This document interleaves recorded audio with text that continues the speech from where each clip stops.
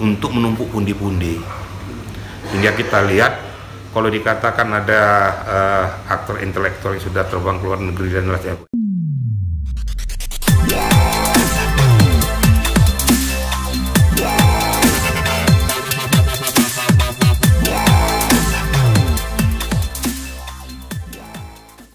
Bang, ini sekarang lagi banyak para masyarakat atau netizen sendiri soal melihat kasus korupsi itu salah satu suami dari Sandra Dewi. Abang melihatnya gimana, Bang?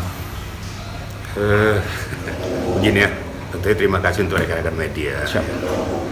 Mungkin dalam terdahulu juga saya sudah memberikan penjelasan juga tentang masalah sirkulasi daripada tindak pidana korupsi ini. Tentu sebelum kita masuk kepada substansi tentang masalah Harvey maupun Sandra Dewi, saya harus menjelaskan dulu ya keterlibatan, konspirasi ataupun kerjasama ataupun sama-sama melanggengkan bancaan ini gitu loh ya. Kita ketahui bahwa peristiwa ini sudah berjalan cukup lama. Ya. Nggak mungkin serta-merta dengan merugikan negara itu 271 triliun. Itu tidak segampang itu. Pasti perjalanannya sudah panjang ini, panjang. Dengan perjalanan panjang ini mulailah kayaknya seperti kita ketahui 2015 ini kayaknya enak nih gitu kan. Kok tidak terendus? Mulai konspirasi berjalan terus. Jadi berjamaah terus berjilid-jilid sehingga terakumulasilah pada saat ditangkapnya Helena Lim itu, kemudian terbukalah semua kotak Pandora ini. Sebenarnya, ya, perlu saya sampaikan kepada rekan-rekan media, pihak penyidik Kejaksaan Agung sebenarnya sudah banyak menemukan bukti-bukti itu. Tapi tentu kan pintu masuk dia harus lihat dulu. Kalau betul-betul sudah akurat semuanya, orang-orang yang harus diminta keterangan, yang harus nantinya turut bertanggung jawab dan ditetap sebagai tersangka, nanti dari pintu masuk ini. Nah itulah kira-kira mula-mula dulu. Jadi setelah kita lihat peristiwa ini, ternyata bahwa bancaan ini sangat luar biasa, ya, sangat luar biasa. Sehingga kelihatanlah keterlibatan daripada masing-masing pihak. Kita berbicara tentang tipikor, berarti itu adalah konspirasi antara penyelenggara negara dengan orang-orang tertentu, apakah itu investor, pengembang, penambang, ada fasilitatornya, ada mediatornya. Itu semua tentu komprehensif. Di dalam perjalanannya penyidik Kejaksaan Agung melihat apakah izin usaha pertambangannya ini sesuai dengan etika prosedur atau tidak. Apakah bekerja sama dengan pemerintah daerah, pemerintah pusat atau tidak. Kemudian dilihat lagi bahwa dalam perjalanannya ini informasi-informasi masuk melihat ekosistem, pengerusakan daripada lahan di daerah tersebut. Tentunya akan berkaitan dengan lingkungan hidup. Nah, ini kan semuanya secara simultan akan diperhatikan oleh penyidik Kejaksaan. Setelah dilihat semua ini, baru diangkat satu persatu. Ya. Muncul Helena Lim, muncul mantan direktur utama, direktur operasional, kemudian juga dan yang lain-lain sebagainya. Ada penambang yang legal, tapi ditumpangi oleh penambang yang ilegal. Nah, ini yang ditelusuri sehingga justru penambang-penambang ilegal ini menghasilkan yang lebih besar. Lebih besar hasil daripada bancaan tersebut. Kenapa saya katakan demikian? Kita perhatikan kalau penambang ilegal ini sudah pasti merugikan negara. Kenapa? Tentu pasti dia sudah mengelabui pajak negara. Itu udah pasti. Pajak negara dia kelabui, kemudian jumlah tonase juga pasti dia tipu.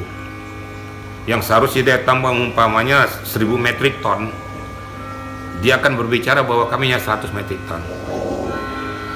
Yang selebihnya ini dia akan jual secara ilegal melalui jalur tikus, melalui laut ke negara lain. Ini yang harus diperhatikan juga nih.